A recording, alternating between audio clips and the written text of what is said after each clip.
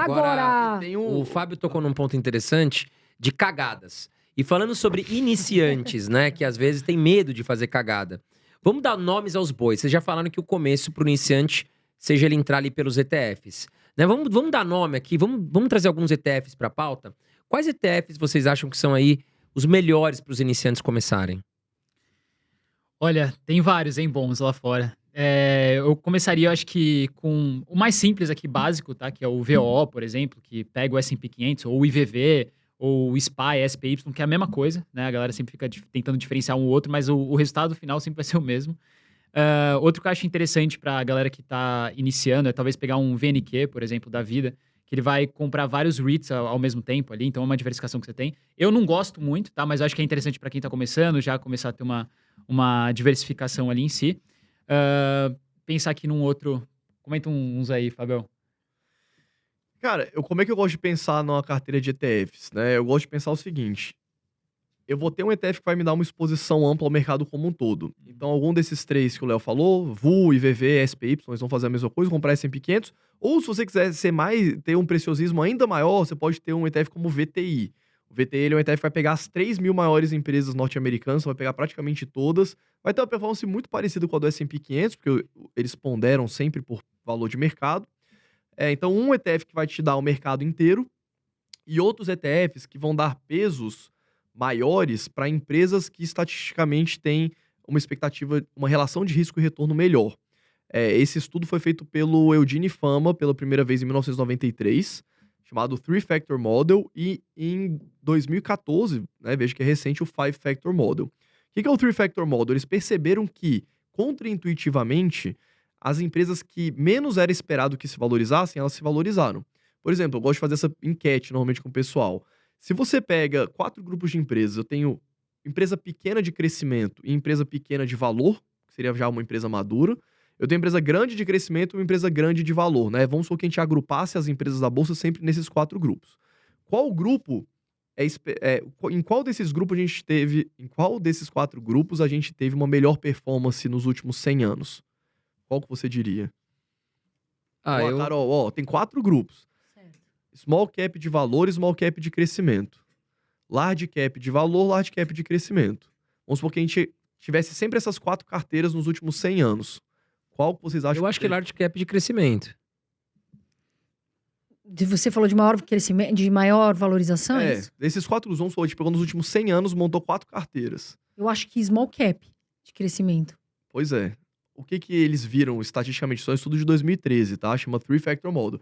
Eles viram que o grupo das small cap de crescimento foi o grupo que pior performou de todos eles. Vixe, então eu errei tudo. Contraintuitivamente. Nossa, já tô fora da E, onda. contraintuitivamente, as que melhor performaram foram as small caps de valor, que são aquelas empresas normalmente pequenas, consolidadas, que não tem muito pra onde crescer, que às vezes não tem muito sex appeal, não tem tanta expectativa. Essas empresas acabaram superando a expectativa de mercado. Porque o que importa não é só a empresa crescer, é a empresa crescer mais do que o mercado espera que ela cresça.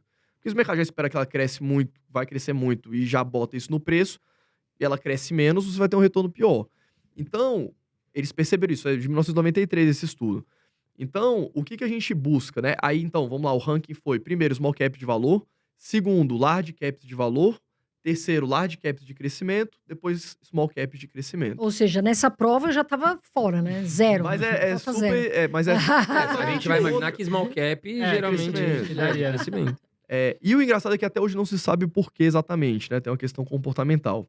Mas a gente pode até voltar para isso, se vocês quiserem conversar. Mas o que eu penso na carteira de ETFs? Você tem um ETF que vai te dar uma alocação genérica, então ter todas as empresas norte-americanas, como o VTI, por exemplo.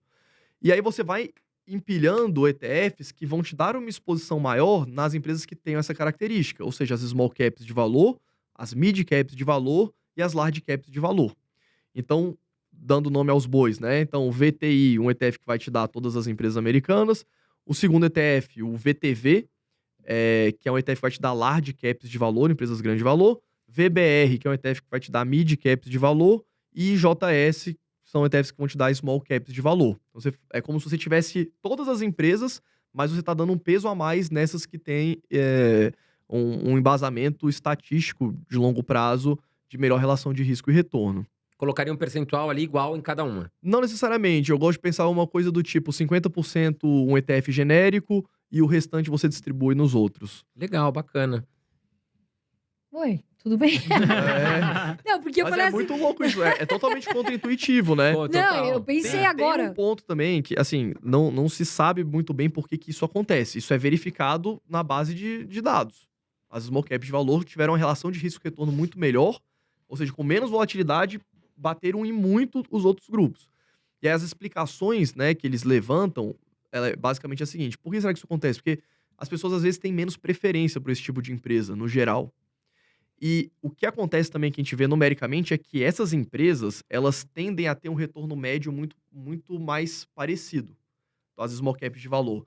Quando você pega as small caps de crescimento, a maioria frustra o mercado e tem uma performance horrível, mas poucas small caps de crescimento que performam bem são as empresas que realmente, individualmente, dão os melhores resultados.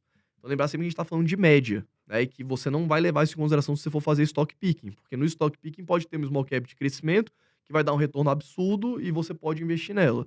Mas quando a gente fala de retornos médios, isso acontece, isso é verificado e a gente faz isso através dos ETFs.